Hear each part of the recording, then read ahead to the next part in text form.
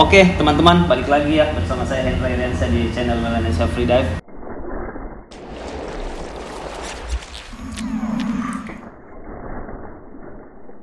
Akhirnya ada aktivitas lain selain menyelam, selain ngajar ya, maksudku selain ngajar.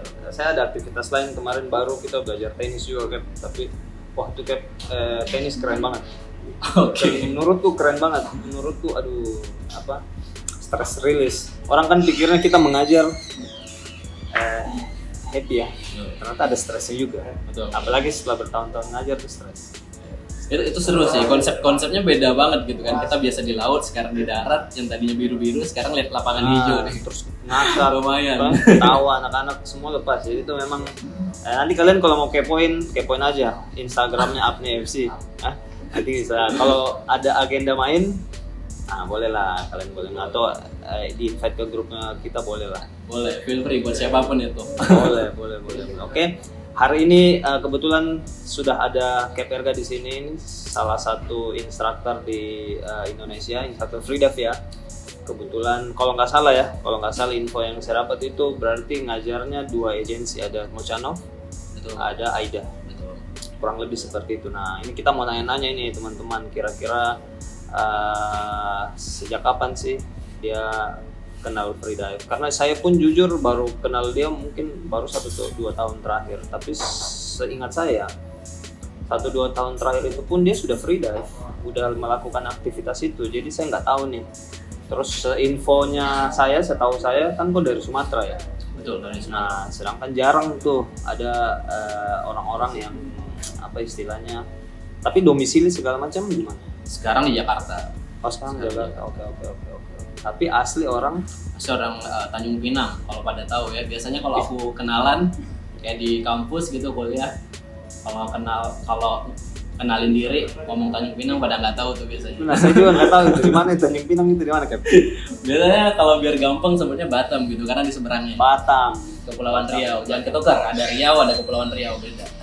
Tapi orang kalau taunya Kepulauan Kepri, berarti Kepulauan Riau. Kepri, Kepulauan Riau, betul. Nah, berarti teman-teman tuh daerah-daerah Sumatera, Kepulauan Riau, Batam, Lampung, Palembang. Beda. Ya maksudnya sekitar situ ya. Tanjung Pinang, Bintan, Batam, Anambas sama Natuna tuh yang lumayan populer. Utara situ ya. Utara sana. Ya tapi at least kalau kalian ada di daerah Sumatera Selatan lah, daripada kalian ke Jakarta atau ke Makassar, ke saya tuh ini jauh-jauh, bisa nih kontak KPRK buat ngajar. Boleh. Ya kan? Boleh banget. Infoin dikit dong, Cap, maksudnya sejak kapan sih? Maksudnya lu orang Kepri berarti kepulauan dong ya? Kepulauan. Berarti dekat-dekat dengan laut pastinya. Ya. Nah, terus apakah karena memang dekat-dekat dengan laut itu akhirnya tertarik dengan freediving atau apa nih alasan dan sejak kapan sih suka sama freediving? Oke. Siap. Terima kasih nih sebelumnya kita udah diundang Waduh, ke sini. Jos. Aku sebelumnya juga sebelum diundang juga banyak nonton video-video YouTube-nya Ucupe, luar biasa emang. Banyak senior di sana. Iya benar. Ya, kalau boleh cerita sedikit sih, dari awal freediving tuh aku terhitung sebenarnya dari tahun 2018. Itu pertama kalinya aku trial. Nah, kenapa bisa jadi freediving? Sebenarnya ceritanya cukup panjang ya. Jadi memang asalnya dari Tanjung Pinang gitu, Kepulauan Riau. Tapi stay-nya waktu itu masih domisilinya di Bandung buat kuliah. Itu 2018, sekitaran tengah semester. Jadi singkat cerita, karena memang kuliahnya itu di jurusan tourism, pariwisata, yang tiap semester tuh kita selalu ada kegiatan buat ke destinasi gitu. Nah, singkat ceritanya juga terakhir itu sebelum kenal freediving dari Morotai. Waktu itu sempat ada penelitian di Maluku Utaranya, kemudian selesai penelitian lanjut buat main, akhirnya sampailah ke Morotai. Nah, setelah sampai di sana coba ekspor, akhirnya nggak bisa turun kan karena sportnya lumayan dalam gitu, dan scuba juga perlu ada lisensi. Dari situ ya udah aku memutuskan coba nih browsing. Waktu itu cuma tahu diving, belum tahu freediving. Kebetulan guide yang diving di sana juga sempat kedatangan tamu freediving, cuman dia juga lupa waktu itu namanya. Akhirnya dari situ aku ngulik lah, nyari tahu antara bedanya freediving sama scuba diving, benefitnya apa yang bisa aku ambil, sampai akhirnya memutuskan buat freediving itu 2018. trial. Nah akhirnya mulai di basic course itu sebenarnya aku awal-awal 2019. Sorry Cap, saya potong. Trialnya sama Gali Janika waktu itu. Oh, sama Gali. Oh, jadi Bandung, pas Bandung. banget. Kebetulan pas aku dapat di sosmed, biasa kita sekarang nyarinya di sosmed. Akhirnya ada aku rada lupa, satu instansi gitu, satu akun lah di Instagram. Aku chat, akhirnya mengarahkannya ke ini ada nih instruktur, tapi sekarang dia sebenarnya di Bali, cuman mau buka di Bandung. Jadi aku termasuk murid pertamanya waktu itu. Iya benar. Karena saya ingat, memang di zaman itu Gali itu di Bandung start awalnya dengan trial, berarti itu salah satu peserta itu. Peserta pertamanya, ya. Nah, ya terus. Iya. Ya udah trial, dari situ jadi tahu freediving, dikenalin sama Gali. Kemudian karena ya waktu itu kan masih kuliah, kesibukan kuliahnya ada, budgetnya juga dipersiapkan waktu itu pas-pasan. Akhirnya baru mulai basic course-nya di awal-awal 2019. Setelah lulus? Belum masih kuliah. Malah itu di semester akhir. Makanya nanti kalau bicara freediving tuh pasti nanti ada kaitannya ke sana, karena dulu aku burn out sama kuliah, akhirnya ada aktivitas yang wajib. Sarjana. Lulus dong. Jangan sampai gara-gara freedive ngambat. Justru freedive yang bikin kuliahnya jadi lebih lancar sebenarnya. Karena ke-refresh kepalanya di saat sibuk gitu. Baik. Akhirnya 2019 ngambil basic. Akhirnya jalan latihan dan segala macamnya. Jadi aku cukup respect sama waktu ya. Jadi tiap ngambil basic di tahun itu, kemudian advance-nya di tahun berikutnya, masternya di tahun berikutnya, instructornya juga di tahun berikutnya. Jadi 1 tahun aku manfaatin. Apa tuh alasan buat Cap naik level dari basic ke advance itu? Apa yang ngebuat? Kalau saya dulu karena memang murni progresku itu, ini jujur ya. Jadi saya sempat ngomong kalau nggak salah di beberapa YouTubeku, saya pengen ngerubah dive komputerku ini dari yang satu itu jadi 2. Jadi saya selalu mentok 19, 18, 17, paling dalam itu 19. Kayak kangen banget lihat divecom itu ada 2 berapa begitu. Nah, diskusi lah sama orang-orang, ya udah lu naik level ada 3. Itu yang memotivasi saya buat naik.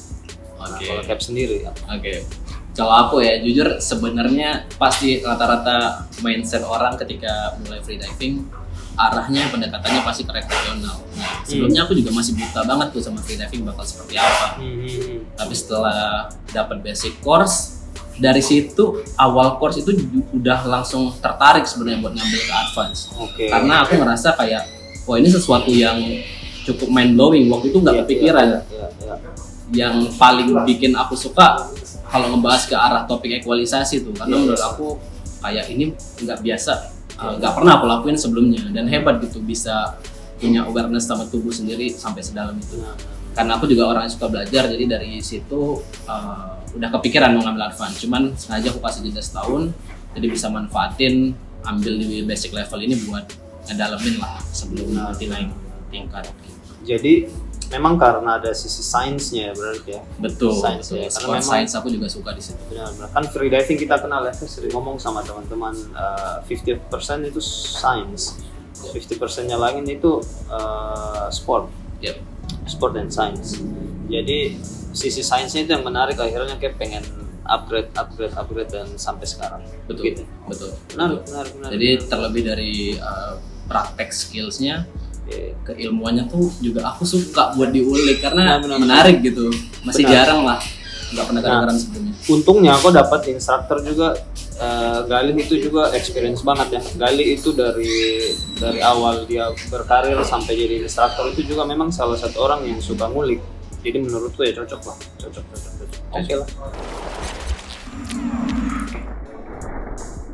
Akhirnya advance itu setahun ya berarti? Setahun cukup lah, itu over lah malah setahun itu. Malah kadang ada orang yang lama itu di master atau di advance, jangan cuman kalau Cap lama di beginner, di basic itu oke lah menurutku. Nah kemudian setelah naik level ini jadi student dan jadi instructor ini kan poin yang berbeda ya. Poin yang berbeda ya. Nah kira-kira turning pointnya untuk memutuskan bahwa aku pengen jadi instructor nih, karena resikonya kan ada nih. Jadi instruktur berarti ada tanggung jawab baru kan. Betul. Ada orang yang mau diajar. Apakah Cap siap dengan itu atau kayaknya ada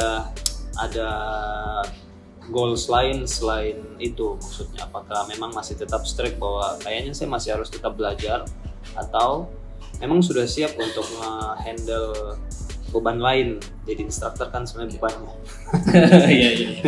Beban dalam tanda kutip, maksudnya ada orang yang pengen belajar terus terlibat di industri, apakah sudah siap dengan semuanya itu atau tidak?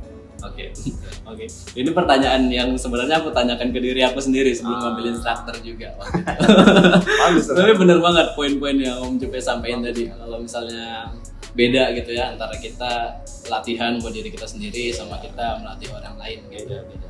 Antara personal skill sama teaching skill. Tapi kalau ditanya alasannya kenapa akhirnya memutuskan jadi instruktur, sebenarnya alasan utamaku adalah aku cukup ngerasa ada panggilan atau passion di sharing ke orang lain gitu.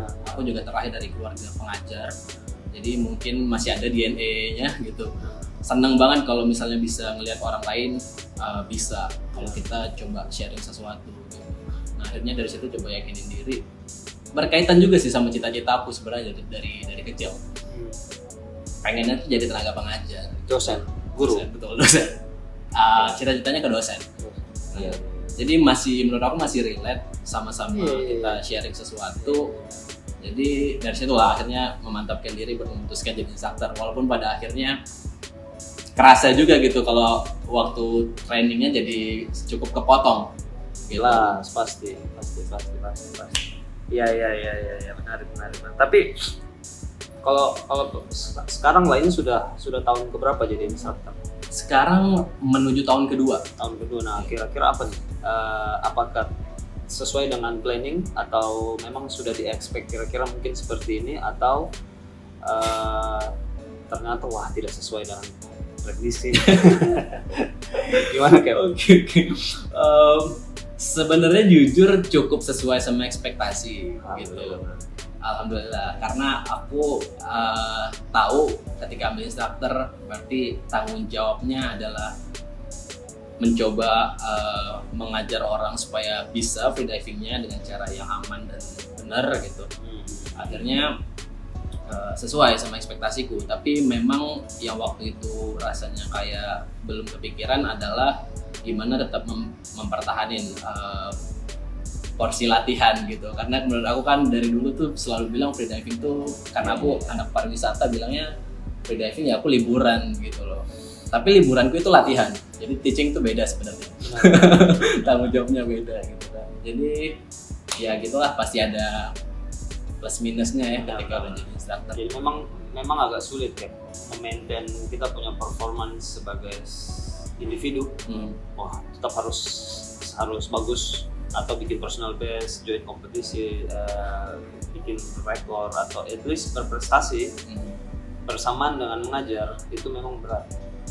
Itu memang berat, dan maksudnya pernah saya jalanin, ditambah dengan mungkin ya ini bukan faktor lain-lain, cuman memang jujur-jujuran kan, misalnya nanti ada keluarga, jadi fokusnya akan terpecah, keluarga, individu. Saya pun sampai hari ini jujur masih ada keinginan buat sesuatu begitu, masih mau berprestasi. Betul. Tapi saya harus gentle bahwa kayaknya sudah bukan saatnya lah. Sudahlah, mungkin kasih teman-teman yang lain mungkin bisa, tapi masih ada dalam hati kayaknya masih bisa nih kalau semesta mendukung.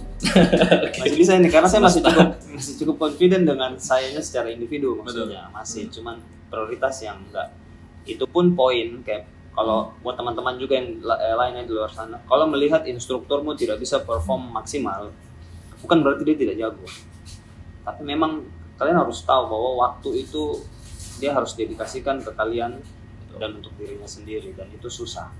That's why ada profesi atau role-nya sebagai atlet dan instruktur gitu, dua hal yang berbeda. Benar, kalau instrukturmu tidak ikut kompetisi bukan berarti dia tidak jago, berarti dia pengen total ke kalian.